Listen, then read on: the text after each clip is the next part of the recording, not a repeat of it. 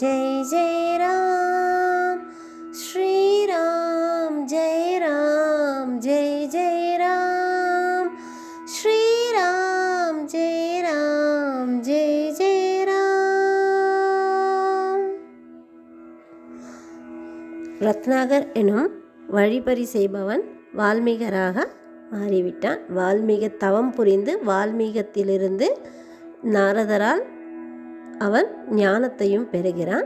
அப்பொழுது அவன் வால்மீக கேட்கும் கேள்வியானது, இந்த உலகத்தில் 15 நல்ல குணங்களை கொண்ட ஒரு மனிதன் இருக்கிறாரா என்று அவர் சில குணங்களை குறிப்பிடுகிறார். அதாவது அந்த குணங்கள் அவன நல்ல குணவானாக இருப்பவன், வீரியவான், தர்மவான், பிறரிடத்தில் நன்றி உடையவனாகவும் உண்மையை பேசுபவனாகவும், அதாவது அவன் சொல்லும் ஒரு வாக்கானது சத்திய வாக்காக இருப்பவனாகவும், திடமான மன உறுதி உடையவனாகவும், நல்ல ஒரு சாரித்திரியத்தை கொண்டவனாகவும், எல்லாரிடத்திலும் எல்லா உயிரினங்களிடத்திலும் நல்லவனாக இருப்பவனாகவும், நல்ல வித்வானாக எல்லோராலும் அவனை வித்வானாக ஏற்றுக்கொள்ள வேண்டிய அளவில் இருக்கக்கூடிய வித்வானாகவும், அது மட்டுமல்லாமல் எல்லோருக்கும் பிரியமானவனாகவும், தன் வசத்தில் இருப்பவன், அதாவது மற்றவர்களுக்கெல்லாம் கட்டுப்பட்டு விடாமல் எது நியாய தர்மமோ அதில் இருந்து நிலை மாறாதவனாக, தன் வசத்திலேயே இருப்பவனாக, அதாவது கண்ட்ரோல், தான் என்ன செய்ய வேண்டும், எது தர்மம் போன்ற நெறிமுறையிலேயே செயல்படுபவனாக, தன் வசத்தில் இருப்பவனாக, கோபத்தை வென்றவனாக, எந்த இடத்தில் கோபப்பட வேண்டுமோ அந்த சில இடத்தில் கோபப்படலாம், ஆனால் அந்த கோபத்தை வெல்லக்கூடிய கண்ட்ரோல் இருப்பவனாக, ஜித குரோதகா,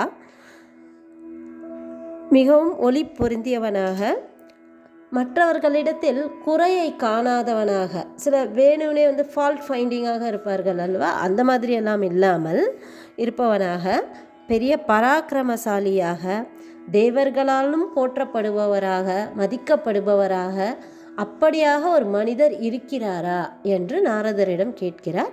அப்பொழுது நாரதர் கூறுகிறார், ஏன் இல்லாமல், நீ கூறும் இந்த குணங்கள் மட்டுமல்ல என்று அவர் ஒரு 64 குணங்களை அடுக்குகிறார். ஸ்ரீராமரை இஷ்வாக்கு குலத்தில் பிறந்தவர் ஸ்ரீராமர், ரகுவம்ச தீபம் ஸ்ரீராமர்.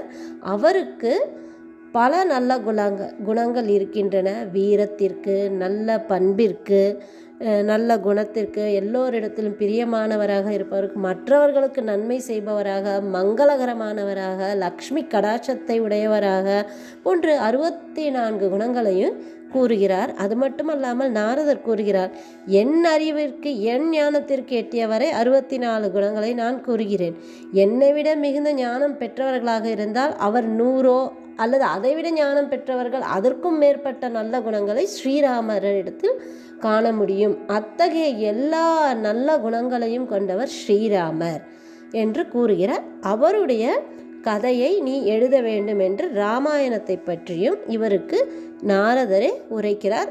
100 ஸ்லோகங்கள் மூலமாக உரைக்கிறார். இதை நீ ராமாயணமாக எழுத வேண்டும் என்றும் கூறுகிறார். அதையும் பார்ப்போம். இந்த வால்மீகத்திலிருந்து வால்மீகர் வந்தார் அல்லவா, அதாவது மண்ணிலிருந்து மீண்டும் புனர்ஜென்மமாக வருகிறார். இதே போல்தான் சீதாதேவியானவளும் ஜனகருக்கு பூமியிலிருந்து, மண்ணிலிருந்து அவர் ஏரில் உழும்பொழுது மண்ணிலிருந்து கிடைத்திருக்கிறார்.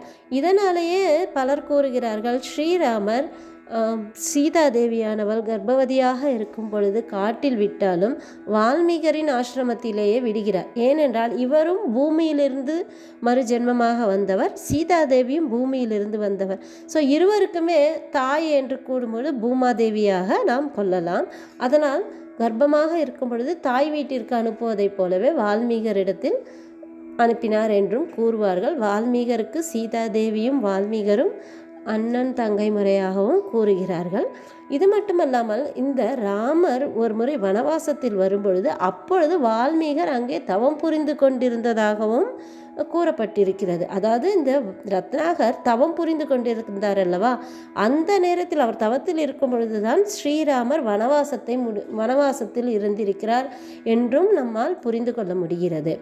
பிறகு இப்பொழுது நாரதரால் இவருக்கு ராமாயணம் உரைக்கப்பட்டு பிறகு அவர் ராமாயணத்தை இயற்றுகிறார். மேலும் பார்ப்போம். ஸ்ரீராமர் நமக்கு அருள் புரிவார். ஸ்ரீ ராம ஜெயம்.